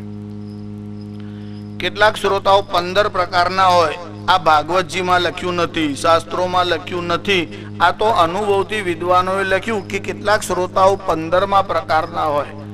આ 15મા પ્રકારના એટલે જ્યારે એમના બૂટ કે ચંપલ નવા લાવવાના થઈ ગયા હોય ત્યારે કથામાં જ્યાં લોકો બેઠા હોય ત્યાં જતા રહેવાનું, થોડાક વહેલા ઉઠે અને જેના બૂટ સેન્ડલ ચંપલ નવા આવ્યા હોય તેમાં આમ પગ નાખે ને તમારે માપ માટે બહુ ભાંજગડ થાય. આ નહીં, બીજો બતાવો, પેલો બતાવો. એમના પગ એવા હોય કે નવા હોય ને તેમાં ફિટ થઈ જ જાય. એટલે એમાં ફિટ થઈ જાય એટલે ત્યાંથી લઈને અચ્યુતમ કેશવમ ત્યાંથી રવાના થાય. ને એક છોકરાનું તો કામ જ આ, જ્યાં જ્યાં કથામાં નવા બૂટ ચંપલ જોવે એટલે લઈ જાય. એક ગામમાં એક લલ્લુ કાકા કથા સાંભળવા જાય. એ બહુ ચતુર, બહુ ચતુર. એમના મનમાં વિચાર આવ્યો કે જોડે પડ્યા હોય તો કોઈ લઈ જાય. એટલે લલ્લુ કાકા શું કરે, એક બૂટ જમણી બાજુ કાઢી આવે, એક ડાબી બાજુ કાઢી આવે. એક કોણ લઈ જાય? આ છોકરો ત્યાં આવ્યો, એને જોયું કે આ બૂટ નવા આવ્યા છે પણ એક જ દેખાય છે. પણ છોકરો કુશળ હતો, એને એક બૂટ લઈને આમ થેલીમાં નાખી દીધું. એને થયું આ આવશે એટલે શું કરશે, જુઓ તો ખરા. લલ્લુ કાકા આમ કથા પૂરી થઈ એટલે બહાર આવ્યા. જોયું તો એક બૂટ હતો, બીજો ગાયબ. પેલાને થયું કે આ એક પહેરીને તો જાય નહીં, શોધશે, નહીં મળે એટલે નાખીને જશે, એટલે આપણે લઈ લઈશું. પણ લલ્લુ કાકા બહુ કુશળ, એક જ બૂટ આમ બગલમાં મારીને ચાલવા લાગ્યા. છોકરો પાછળ પાછળ ગયો. આને મનમાં વિચાર કર્યો, હજુ 4 દિવસ થયા છે, 150 રૂપિયા આપ્યા છે, એક ગયો એટલે 75 રૂપિયાનું નુકસાન. મોચીને ત્યાં એક બનાવી દઈશું તો 75નો લાભ થશે. એટલે મોચીને ત્યાં જઈને બીજા પગનું માપ આપ્યું. કીધું કે આ એક ખોવાઈ ગયો છે તે બનાવવાનો છે, આ 75 રૂપિયા લો. મિસ્ત્રીએ મોચીએ કીધું કે 2ના 150, પણ એક બનાવવો હોય તો 100 રૂપિયા થશે. કીધું સારું, 90 રૂપિયા લો. એમ બાર્ગેનિંગ કરી 90 રૂપિયા આપ્યા. અડધો કલાક પછી આ છોકરો મોચીની દુકાનમાં ગયો. જાતે જ ચિઠ્ઠી લખી, મોચીનું નામ જાણી લીધેલું બોર્ડ વાંચીને, કે મંગળદાસને માલમ થાય કે મારો બૂટ ખોવાઈ ગયો તો તે પાછો મળ્યો છે, એટલે મારો ઓર્ડર કેન્સલ કરજો. આ છોકરાને મેં જ મોકલ્યો છે, તમને ખાતરી થાય એટલે મારા બીજા પગનો બૂટ તમને બતાવશે, એટલે ખાતરી થશે કે મારો મોકલેલો માણસ છે, એટલે એને પેલો બૂટ અને 90 રૂપિયા પાછા આપજો. આ છોકરાએ ચિઠ્ઠી બતાવી, બૂટ લીધો, 90 રૂપિયા લીધા અને અચ્યુતમ કેશવમ રામ નારાયણમ બૂટ તો ગયા જોડે 90 રૂપિયા પણ ગયા. એટલે આવા 15મા પ્રકારના શ્રોતાઓ પણ કોઈ કોઈ ઠેકાણે આવે. બાકી શાસ્ત્રકારોએ તો ચતુર્દશધા એટલે 14 પ્રકારના લોકો કથા સાંભળવાના માટે આવે તેનું વર્ણન કર્યું છે. રાજરાજેશ્વરી માત કી જય. આ બહેનો રસોઈ કરવા બેસે ને પછી રોટલી વણતા હોય ને ત્યારે વચ્ચે વચ્ચે આમ અટામણ ભભરાવે. કેમ? કોઈ કોઈ વાર છે ને રોટલીઓ આમ ચોંટી જાય એટલે પેલો લોટ નાખે ને તો પેલી ચોંટે નહીં એટલે પેલી ફરતી રહે. એમ કથામાં કેટલાક લોકોને સમાધિ લાગી જાય એટલે પછી વચ્ચે વચ્ચે જરા કીર્તન ધૂન ચાલે ને ત્યાર પાછા લોકો આમ જાગી જાય. એટલે બધા કીર્તન કરો તો પણ કીર્તન બધા સાંભળે છે, કોઈ જાતે તો કરતું જ નથી. એટલે તાલી પાડો છો એનો પણ અવાજ આવતો જ નથી. એમ થોડીક વાર કીર્તન કરો એટલે એના 2 લાભ થાય. એક તો સ્ફૂર્તિ રહે અને સાંભળવામાં ધ્યાન રહે. શ્રીમન નારાયણ નારાયણ નારાયણ શ્રીમન નારાયણ નારાયણ નારાયણ શ્રીમન નારાયણ નારાયણ નારાયણ શ્રીમન નારાયણ નારાયણ નારાયણ. કથામાં બોલવાનું નહીં એટલે વાતચીત નહીં કરવાની. હા, ધૂન બોલાવે ત્યારે બધાએ બોલવાની છૂટ. હમણાં હું અમદાવાદમાં કથા કરાવવા ગયો ને ત્યાં આગળ એક ભાઈ બેઠેલા, ત્યાં આમ ચૂપચાપ અદબ વાળીને ખોલે જ નહીં. આમ મને એમ કે ઠંડી લાગતી હશે, એમ એસી એમના તરફ હતું. એટલે મેં આમ જરાક સંકેત કર્યું કે ભાઈ ધૂન બોલો ને. એટલે હું ધૂન બોલાવતો તો એમને શરૂ કર્યું. હું બોલાવું શ્રીમન નારાયણ અને પેલો કે ચીમન નારાયણ નારાયણ. મારા મનમાં થયું આ ચીમન નારાયણ કોણ હશે? કદાચ એમના ગામમાં કોઈ હોય, આપણે નહીં ઓળખતા હોય. એમ મને એમ થયું કદાચ એમને ઓછું સંભળાતું હશે, કાનનું કાચું હશે. એટલે જરાક જોરથી બોલવા માંડ્યો શ્રીમન નારાયણ. અત્યારે એ પણ મારી સામે આમ ભાઈઓ ચડાઈને ચીમન નારાયણ પણ બોલે ચીમન નારાયણ. મારા મનમાં થયું જીભનું કાચું નહીં, અરે જીભનું કાચું હશે, કાનનું કાચું નહીં હોય, શ્રી બોલતા નહીં આવડતો હોય એટલે શ્રીમન ને બદલે ચીમન બોલતો હશે. આપણે વિચાર્યું એના કરતા ધૂન જ બદલી નાખો ને આ ભાંજગડ જ જાય. એટલે આપણે બીજી લાઈન બોલવા માંડ્યા ભજમન નારાયણ નારાયણ નારાયણ ભજમન નારાયણ નારાયણ નારાયણ. આને શરૂ કર્યું દુશ્મન નારાયણ નારાયણ. હું બોલું ભજમન અને પેલો બોલે દુશ્મન. મને એમ થયું આ તો પહેલામાં વાંધો પડ્યો નહીં, આમાંય વાંધો છે. પણ પેલી કવિતા આપણે ભણેલા ને કરતા જાળ કરોડિયો ટ્રાય અગેન એન્ડ અગેન. તો મારા મનમાં વિચારતો ટ્રાય કરીએ, બીજી લાઈન બોલીએ, કદાચ આપણે જીતી જઈએ એમ. એટલે વળી પાછું ત્રીજું ભજન બોલવાની શરૂઆત કરી કે થાવું ગમે મને થાવું ગમે, થાવું ગમે મને થાવું ગમે. આ લલ્લુ કે છે ખાવું ગમે મને ખાવે. હું કહું થાવું અને પેલો કે ખાવું. તો હજુ ટ્રાય કરીએ, કદાચ આપણે જીતી જઈએ. આપણે પેલી મેચ જોઈએ ને એટલે આમ જીતવાનો આમ હર્ષ બહુ, એટલે ટ્રાય કરીએ. એટલે પછી બીજું ભજન બોલવાની આમ શરૂઆત કરી. વાતો કરે નહીં લોકો એટલે મેં સંકેત કર્યો કે વાતે વડા થાય નહીં, વાતે વડા થાય નહીં. પેલો લલ્લુ કે રાતે વડા થાય નહીં. હું કહું વાતે તારે, પેલો કે રાતે. એને એમ કે રાતે વડા ખાઈને સવારે દોડધામ થાય. એટલે હું બોલું વાતે, પેલો બોલે રાતે.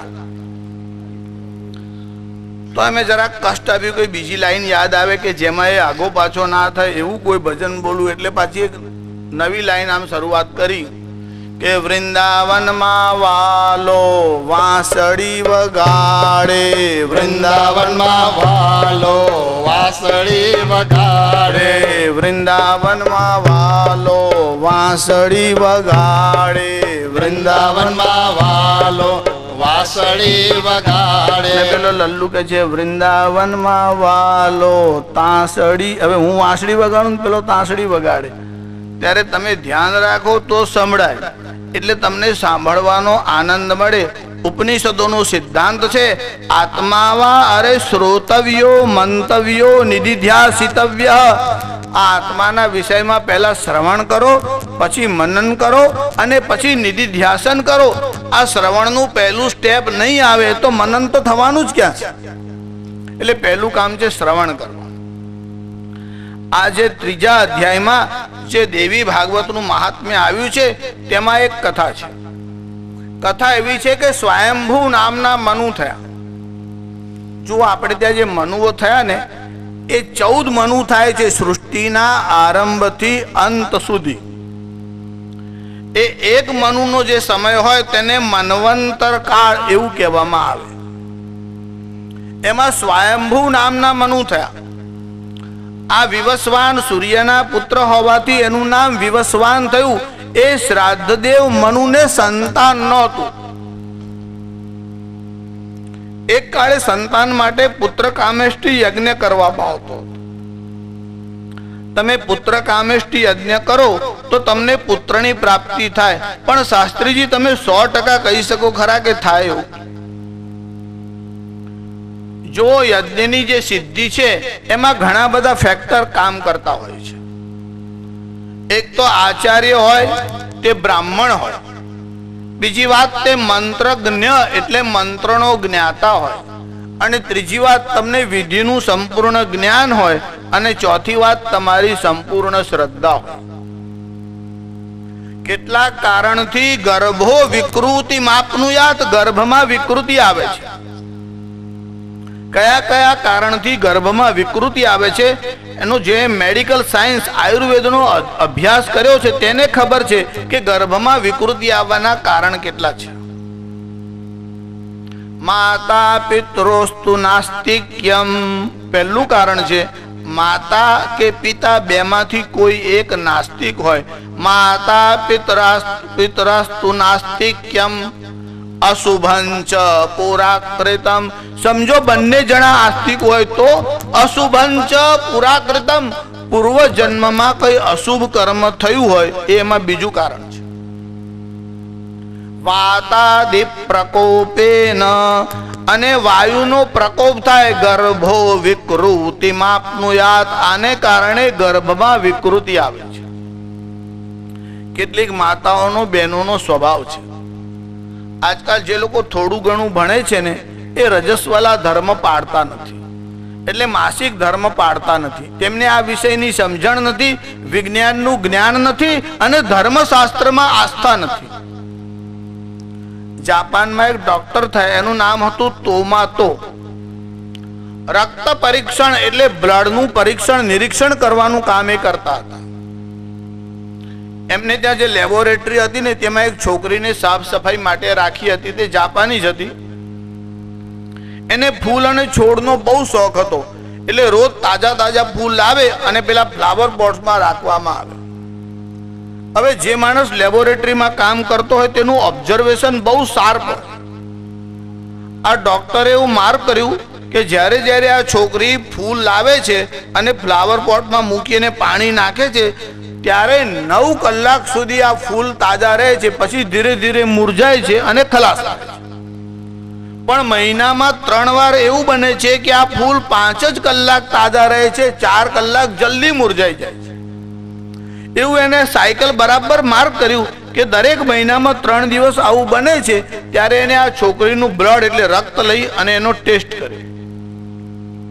પરીક્ષણ પછી એ ડોક્ટરે પોતાનો નિર્ણય આપ્યો કે જ્યારે જ્યારે આ છોકરી રજસ્વલા ધર્મમાં આવે છે અને ફૂલના છોડને અડકે છે ત્યારે ફૂલના ઉપર એનો પ્રભાવ થાય છે અને 4 કલાક જલ્દી મુરઝાઈ જાય છે.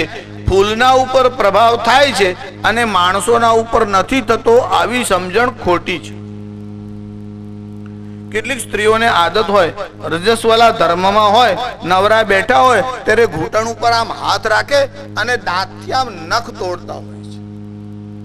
પહેલી વાત તો ઘૂંટણ ઊંચા કરી અને હાથ બહાર રાખીને બેસવું નહીં, સ્ત્રીઓ માટે નિષેધ છે. આમ તો બીજાઓએ પણ ન બેસવું. કેવી રીતે બેસવું, કેમ ઉઠવું, કેવા વસ્ત્રો ધારણ કરવા, આ બધાની એક મર્યાદા છે. જો સ્ત્રી રજસ્વલા ધર્મમાં હોય અને દાંત વડે નખ તોડે એ દરમિયાન કદાચ એની પ્રેગ્નન્સી થવાની હોય અથવા તો 3જા મહિના પછી આવું કામ કરે, નખત છેદે નકુ નખી, એનાથી જે બાળક જન્મે છે એના નખ હાર્ડ થાય છે, કાળા થાય છે અને નખ એકના ઉપર એક ચડી જાય, જે કાપવામાં બહુ તકલીફ થાય. નખત છેદે નકુ નખી, એ બાળક ખરાબ નખ વાળો થાય. તૈલાભ્યંગેન, કેટલીક સ્ત્રીઓ ઉબટન લગાડતી હોય છે. એટલે ચણાનો લોટ, તેલ એવું બધું મિશ્રણ કરે અને જેના શરીર પર રૂવાટી બહુ હોય તેવા બાળકને પહેલાથી ઉબટન લગાડવામાં આવે તો રોમ ઓછા થાય. પણ છોકરીને ન હોય તો ચાલે, છોકરાઓને ન હોય તો સારું નહીં, છોકરાઓને સાધારણ હોય ત્યાં સુધી વાંધો નહીં. રોમ, લોમ અને કેસ આ બધામાં થોડો થોડો ભેદ છે. કેસ એટલે વાળ અને લોમ એટલે જે હાથ પગમાં ઉગે છે તે. જે કેસ હોય તેની વૃદ્ધિ બહુ થાય અને કાપવાથી વધે, અને લોમ કાપવાથી બહુ વધતા નથી. જો વાળની જેમ રોમ વધવા લાગે તો બધા જામવાના ભય જેવા જ દેખાય, રીંછમાં ને માણસમાં ભેદ દેખાય જ નહીં. ભગવાને વ્યવસ્થા બરાબર રાખી છે, તમારે બુદ્ધિ ચલાવવાની જરૂર નથી. ઈશ્વરની રચનામાં ફેરફાર કરવાનો નથી, ખાલી રચનાને સમજવાની જરૂર છે. આજ દેવી ભાગવતના 3જા સ્કંદના 3જા અધ્યાયમાં બ્રહ્માદિ દેવતાઓના મનમાં પહેલા એવો અહંકાર આવ્યો કે આ સૃષ્ટિની રચના અમે કરી છે. પછી બધા દેવતાઓને સમજાવ્યું, દેવીની પાસે ગયા, દેવીની સ્તુતિ કરી. થોડીક કથા તમને હું કાલે કહીશ, કારણ કે હવે સમય ઓછો છે. મારે તમને એવું કહેવાનું છે કે બ્રહ્માદિ દેવતાઓ જે સર્જન કરે છે એ તો દેવીના આદેશથી કરે છે. દેવીએ આ 3 દેવતાઓને 3 કામ સોંપી રાખ્યા છે. સર્જનનું કામ બ્રહ્મા કરે છે, પોષણનું કામ વિષ્ણુ કરે છે, અને સંહારનું કામ ભગવાન શંકર કરે છે. આ દેવીની આજ્ઞાથી 4 પ્રકારની સૃષ્ટિ બનાવવાનું કામ દેવતાઓને સોંપવામાં આવ્યું. 4 પ્રકારની સૃષ્ટિ એટલે ઉદભિજ, જે જમીન ફાડીને બહાર આવે છે તેને કહેવાય છે ઉદભિજ. જેમ કે આ વનસ્પતિની સૃષ્ટિ છે, તમે બીજ નાખો પછી વનસ્પતિ બહાર આવે ત્યારે તમને ફોન ના કરે કે હવે હું બહાર આવવાનું છું, તમે જમીન ચીરીને મારા માટે તૈયાર રાખો. જેમ ઘરવાળા આવે ત્યારે તમે આમ દરવાજો ખોલો છો, એમ વનસ્પતિ અંદરથી બહાર આવે ત્યારે તમારે જમીનને ચીરવા નહીં જવાનું. જમીન ચીરાઈ જાય, ફાટે અને છોડ એમાંથી બહાર આવે, એને કહેવાય ઉદભિજ, જે જમીન ફાડીને બહાર આવે. પછી સ્વેદજ, સ્વેદ એટલે જેને અંગ્રેજીમાં કહે છે સ્વેટ એટલે પ્રસ્વેદ, પસીનો. કેટલીક પ્રાણી અને પ્રજા પસીનામાંથી નિર્માણ થાય છે, જેમ જૂ, ચાંચડ, માકડ આ બધા પ્રસ્વેદ બાફમાંથી નિર્માણ થાય છે. ત્યારે ઉદભિજ, સ્વેદજ એટલે પસીનામાંથી આવે તે. પછી અંડજ એટલે પહેલા ઈંડામાં આવે અને પછી બહાર આવે, જેમ કે પક્ષી. અને પછી જરાયુજ એટલે પહેલા માતાના ઉદરમાં આવે અને પછી બહાર આવે. એમાં ગાય છે, ભેંસ છે, વાનર છે, આ બધા પહેલા માતાના ઉદરમાં આવે પછી બહાર આવે. પણ બહાર આવવાનો પીરિયડ બધાનો જુદો જુદો હોય, એટલે એમના પ્રેગ્નન્સીનો જે પીરિયડ હોય તે જુદો જુદો હોય છે. હવે આ બધી સૃષ્ટિની સર્જનનો વિષય બહુ વિસ્તાર વાળો કહેવાય, એટલે હું તો દરેક વસ્તુ જરા જરા ઈશારો કરીને આગળ ચાલું, સમય પણ જોઉં, દિવસ પણ જોઉં, કઈ કઈ વસ્તુ તમને કહેવા બેસું, એટલે પછી કોઈ વાર થોડુંક થોડુંક કહીને પછી આમ આગળ ચાલું. પણ એ 4 પ્રકારની સૃષ્ટિની રચના કરવા માટે દેવીએ બ્રહ્માદિ દેવતાઓને આજ્ઞા કરી અને કીધું આ ભિન્ન ભિન્ન પ્રકારની સૃષ્ટિ બનાવો. ત્યારે આ દેવતાઓએ શું કર્યું? પશુ, પંખી અને પ્રાણીઓની સૃષ્ટિ બનાવી. એમાં કેટલાકને વર્ટિકલ બનાયા એટલે આમ સીધા, અને કેટલાકને હોરિઝોન્ટલ એટલે આડા બનાયા. જેમ કે બિલાડો આડો, ઘોડો આડો, પાડો આડો, ભેંસ આડી, ગાય આડી, બળદ આડા, આ બધાને હોરિઝોન્ટલ એટલે આમ આડા બનાવ્યા. એની જે કરોડરજ્જુ હોય તે આમ આડી હોય, અને મનુષ્યને જે બનાવ્યો તે આમ સીધો બનાવ્યો. જેને જેને આડા બનાવે ને, ઘોડો, બિલાડો, પાડો, જેને આડા બનાવે તે સીધા ચાલે છે, જેને સીધા બનાવે ને તે આડા ચાલે છે. ત્યારે ભગવાનના મનમાં વિચાર આવ્યો આ આડો ચાલે છે, બીજા જન્મમાં પાડો બનાવું, આડો જ ચાલે. આમાં આડો ચાલે છે, કોઈને જપવા દેતો નથી. એટલે જ્યારે એને સીધો બનાવે ને ત્યારે આડો ચાલે. આડો ચાલે નહીં, પાછો ભગવાનના બારામાં શંકા કરે. શાસ્ત્રીજી, આ ભગવાન એવું કઈ હશે ખરું કે આ બધું ખાલી લોકોએ તું જ ચલાવી દીધું હશે કે એવું કઈ હશે? મને તો એવું લાગે છે કે હશે એમ કે, પણ આના મનમાં પાછી શંકા પડે. શંકા ઈશ્વરના વિષયમાં પડે. આ તમે પેલા બાળકોની જે વાર્તાઓ ભણો છો ને, પ્રથમાના દ્વિતીયના વિદ્યાર્થીઓને ભણાવવામાં આવે છે. વાર્તા એવી આવે છે કે એક મુનિ એકવાર ધ્યાન ધરવા માટે આમ બેઠા હતા.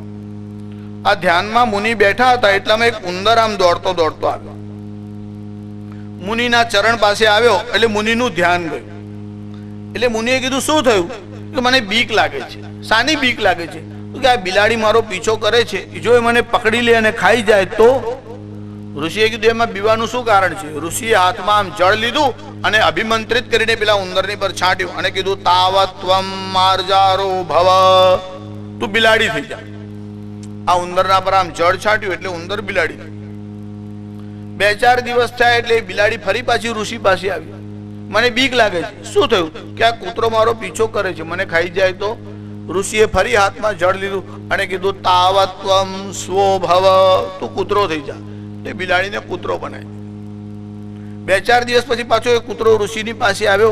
કીધું મને બચાવો. કેમ? કે આ વાઘ મારો પીછો કરે છે, મને બીક લાગે છે, મને ખાઈ જાય તો. ઋષિએ હાથમાં જળ લીધું અને કીધું તાવત્વમ વ્યાઘ્રો ભવ, તું વાઘ બની જા. એટલે કૂતરામાંથી વાઘ બનાવ્યો અને જેવો વાઘ થયો એટલે ઋષિને કહે છે હવે હું તમને ખાઈ જાઉં. ઋષિના મનમાં વિચાર આવ્યો મેં વાઘ બનાવ્યો, આ પાછો મને જ કે હું ખાઈ જાઉં. એટલે ઋષિ હાથમાં જળ લીધું ને કીધું પુનર્મુષકો ભવ, ફરી ઉંદર થઈ જા. ત્યારે જેને વાઘ બનાવતા આવડે તેને ઉંદર બનાવતા આવડે કે ના આવડે?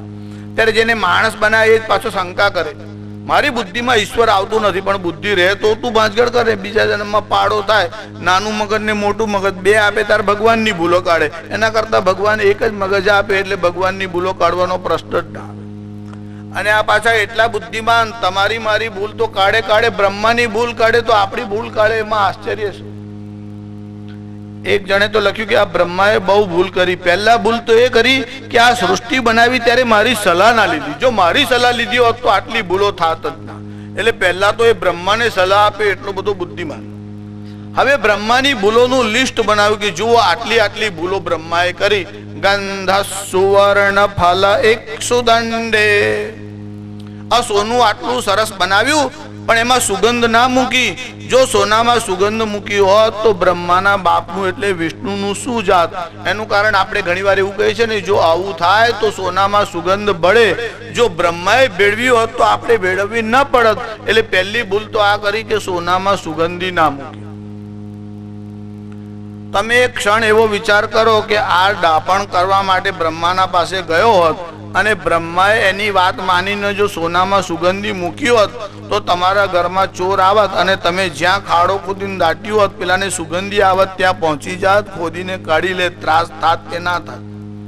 સંતાડવાની જગ્યા રહેત જ ના. ત્યારે સારું કે સોનામાં સુગંધી નથી મૂકી પણ આને ભૂલ કાઢી. ગંધ સુવર્ણ ફલ 100 દંડે, આ શેરડી આટલી મીઠી બનાવી એમાં ફળ ના લગાડ્યા. જો ચીકુ અને ટામેટા જેવા ફળ લાગત તો આને છોલો, કાપો, રસ કાઢો, કેટલો બધો ત્રાસ. દ્રાક્ષની જેમ શેરડી થતી હોત તો ફટફટ દબાઈને રસ પી શકાત. ત્યારે શેરડીમાં ફળ ન લગાડ્યું. ફલ 100 દંડે નાકારી પુષ્પ ખલુ ચંદને, આ ચંદન આટલું સુગંધી વાળું છે ત્યારે ચંદનમાં ફૂલ ન ઉગાડ્યા. નાકારે પુષ્પ ખલુ ચંદને વિદ્વાન ધનાઢ્યો, વિદ્વાન હોય તો ધન ના હોય, ધન હોય તો બુદ્ધિ ના હોય. ધાતા પુરા કોપી ન બુદ્ધિ દો ભૂત, અરે આ બ્રહ્માને કોણ અક્કલ આપે? બુદ્ધિ હોય તો બળ નહીં, બળ હોય તો બુદ્ધિ નહીં, સંપત્તિ હોય તો સંતતિ ના હોય એટલે સંતાન ના હોય, સંતતિ હોય તો સંપત્તિ ના હોય, અને સંતતિ હોય સંપત્તિ હોય તો સન્મતિ ના હોય. આ ત્રણ વસ્તુ એક ઠેકાણે જલ્દી ભેગી થતી નથી. સંપત્તિ, સંતતિ અને સન્મતિ. આ સ્વયંભૂ બ્રહ્માને ત્યાં બધું જ હતું. સંતતિ એટલે સંતાન નો. આ શ્રાદ્ધદેવ મનુ અને એમના પત્ની એ બંને ભગવાન વશિષ્ઠની પાસે ગયા અને કહ્યું અમને પુત્ર કામેષ્ટિ યજ્ઞ કરાવો, અમારે ત્યાં ઉત્તમ સંતાનની પ્રાપ્તિ થાય. ભગવાન વશિષ્ઠે કીધું કે તારી ઈચ્છા છે તો હું વેદ મંત્રથી હવન કરાવું છું. જુઓ, અથર્વ વેદમાં પુત્ર કામેષ્ટિના મંત્ર છે. મંત્ર એટલે તમે ભજન ના સમજો, ગાયન ગીત ના સમજો. કોઈ પણ ગાય તો ચાલે ને ગમે તેવું ગાય તો ચાલે. એમાં સ્વરનું જ્ઞાન ન હોય તોય ચાલે, વ્યંજનની સમજણ ન હોય, સ્વર ન આવડતા હોય, અરે સ્વર તો જવા દો, ઉચ્ચારણ પણ ન આવડતું હોય. મંત્રોમાં અરે શ્લોકમાં પણ અશુદ્ધિ થાય તો અનર્થ થવાની સંભાવના રહે છે. સર્વોપનિષદો ગાવો દુગ્ધા ગોપાલ નંદનમ, આ બધી ઉપનિષદો ગાયો છે. એને દોહનાર ભગવાન શ્રી કૃષ્ણ છે. દોગ્ધા ગોપાલ નંદનમ એટલે દોહનાર. હવે દોગ્ધામાં ગ અડધો બોલવાનો. જો તમે ગ આખો બોલો તો શું થાય?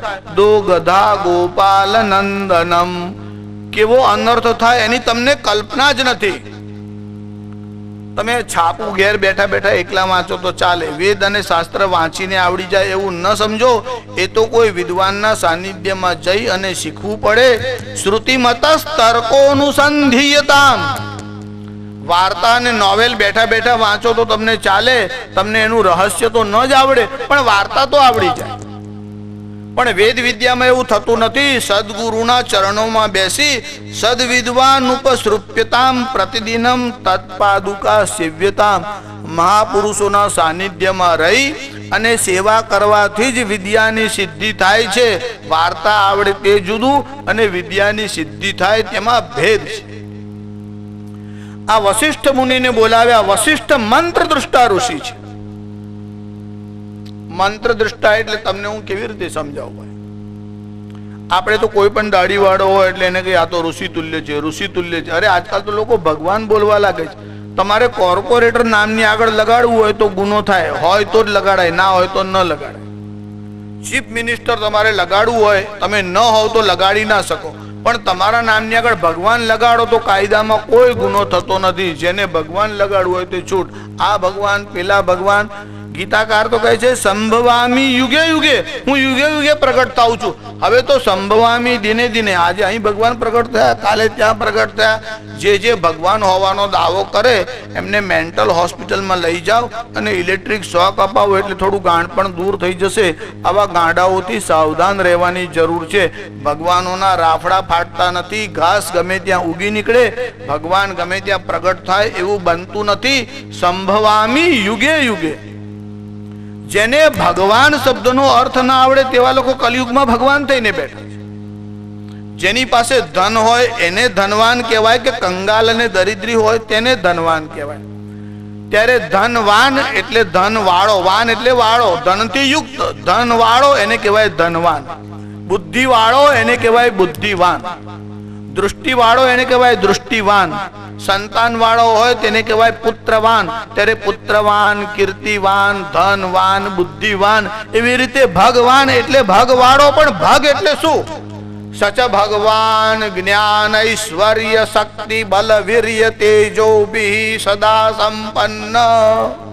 આ 6 વસ્તુથી સદા સંપન્ન હોય તેને કહેવાય ભગવાન.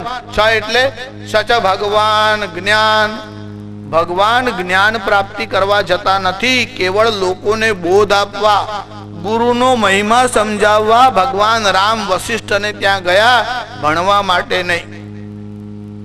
ભગવાન શ્રી કૃષ્ણ અવંતી ઉજ્જૈનમાં સાંદીપની ગુરુને ત્યાં ગયા ગુરુનો મહિમા સમજાવવાના માટે કે ભગવાન અવતાર લઈને આવે તો પણ ગુરુના ઘેર જાય છે.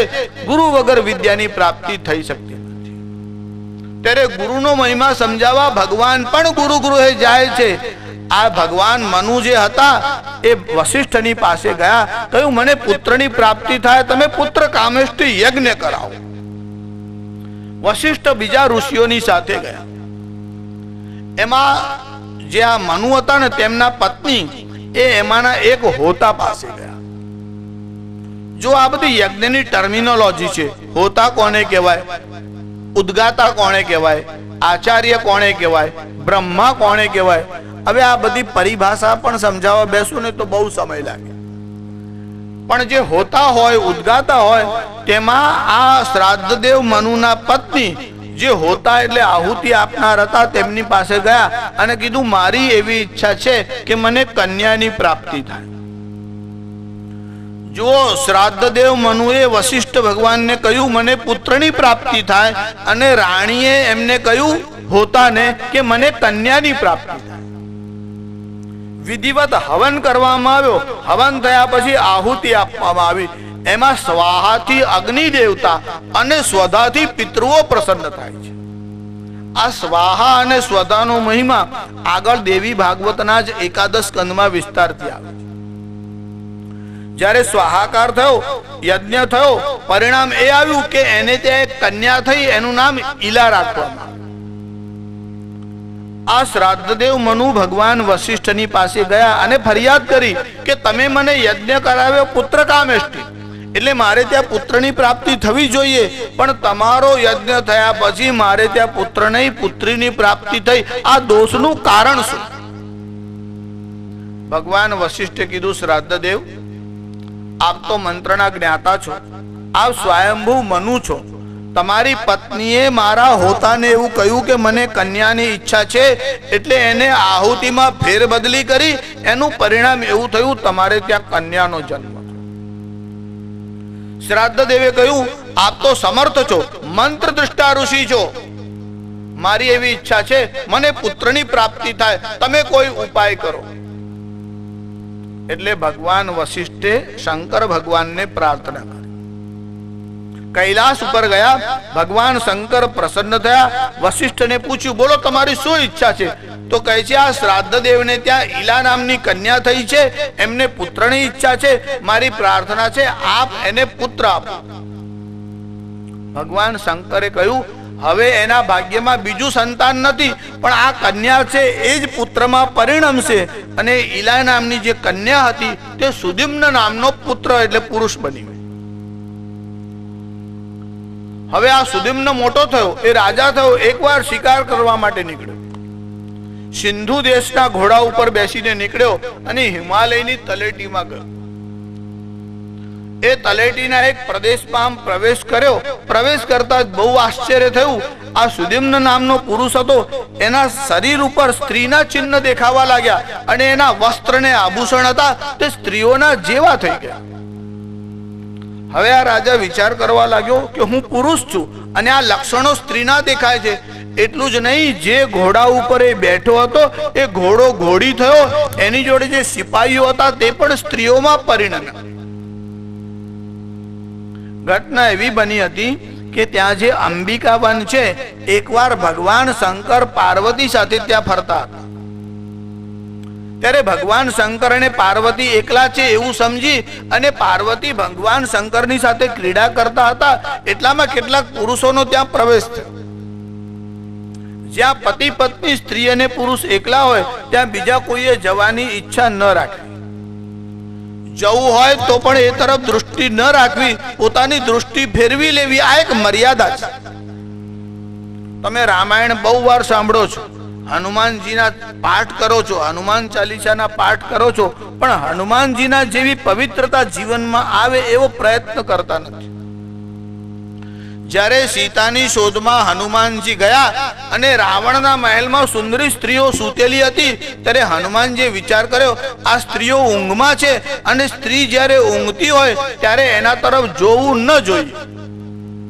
કદાચ કોઈ કારણસર સ્ત્રી જોડે વાત કરવી પડે તો પણ એના તરફ દૃષ્ટિ સ્થિર ન રાખો, આ શાસ્ત્રની મર્યાદા છે. વાત કરવી પડે તો પણ સ્ત્રીના વક્ષ અને કેસ આ બે તરફ દૃષ્ટિ સ્થિર ન રાખવી. ધર્મશાસ્ત્રોમાં એવી આજ્ઞા છે કે સ્ત્રીના વક્ષ અને કેસ તરફ સ્થિર દૃષ્ટિથી ન જોવું, જે જોવે એને બીજા જન્મમાં સજા થાય. હવે કેવા કેવા કર્મની કેવી કેવી સજા છે, કેટલાક વિષયો આવશે ત્યારે જરા જરા તમને કહેતો જઈશ. પણ ભગવાન શંકર અને પાર્વતી ક્રીડા કરતા હતા, બીજા પુરુષોનો પ્રવેશ થયો. પાર્વતીએ કહ્યું, અહીંયા આ લોકોનો પ્રવેશ કેવી રીતે થયો? અને આપણે જ્યારે અહીંયા ફરતા હોય ત્યારે અહીંયા કોઈએ ન આવવું જોઈએ, અને બીજા પુરુષને જોયા પછી મારા મનમાં સંદેહ થાય, એટલે અહીંયા સ્ત્રીઓ સિવાય કોઈનો પ્રવેશ ન થાય એવી એક મર્યાદા મૂકો.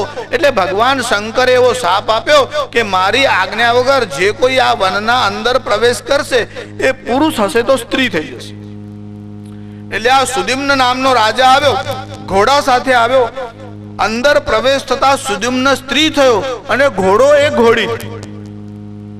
જુઓ, જન્મતા તો સમસ્યા થઈ કે ઈલા નામની કન્યા હતી. પછી વશિષ્ઠની પ્રાર્થનાથી ભગવાન શંકરે પુરુષ બનાવ્યો.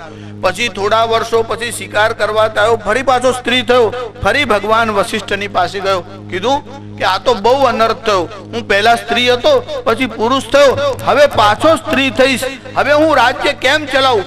એનું કારણ કે કોઈ રાજા સ્ત્રી હોય અને ત્યારે એના તરફ જોવાની લોકોની દૃષ્ટિ બદલાઈ જાય છે, માટે ફરીથી પુરુષ બનાવો.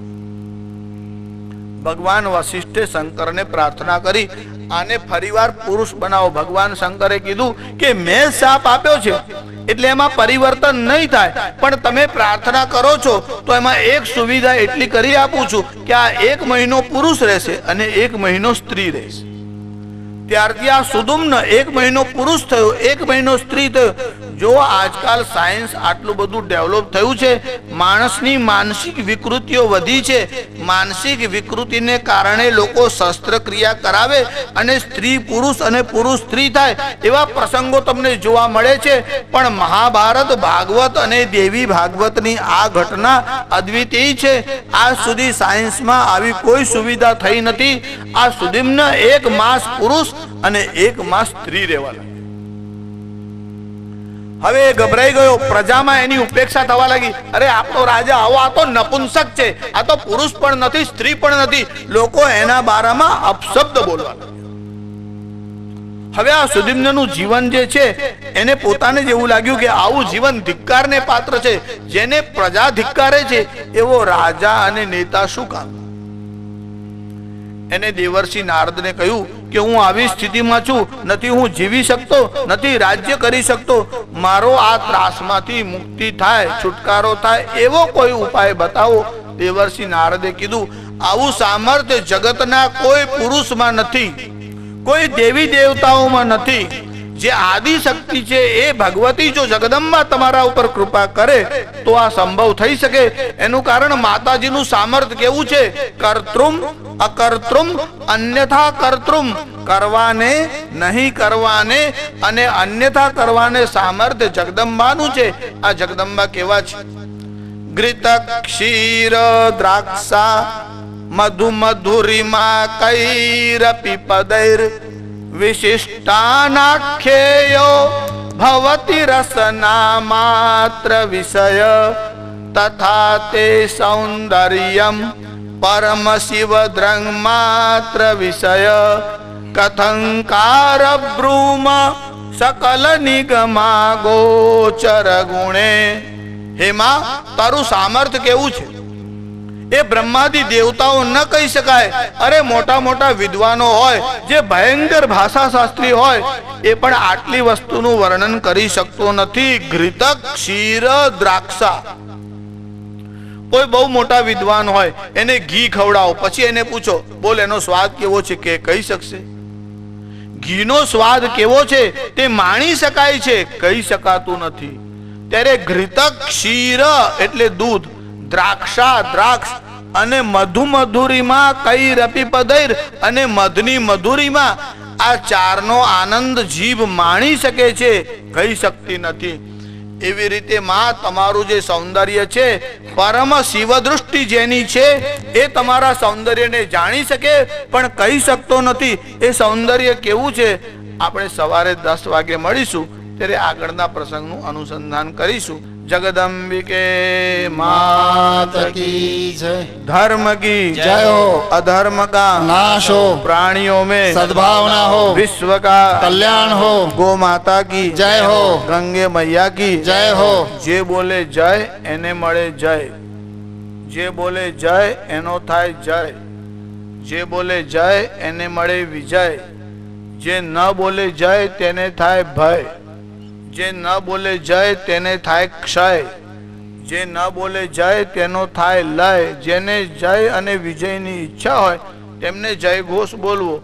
તમારા મનમાં એવો વિચાર આવે કે આ મંડપ ફાટી જાય, કદાચ આપણે જોરથી જય બોલીએ તો આયોજકોને ચિંતા, તમારે શું ચિંતા? તમે તમારે બોલો છો, ફાટી જશે તો કાલે નવો લાવશે, પણ તમે બધા જોરથી જય બોલજો. बोलो श्री रामचंद्र भगवान की जय। बाल कृष्ण लाल की जय। राज राजेश्वरी मात की जय। नमः पार्वती पतये हर हर महादेव हर।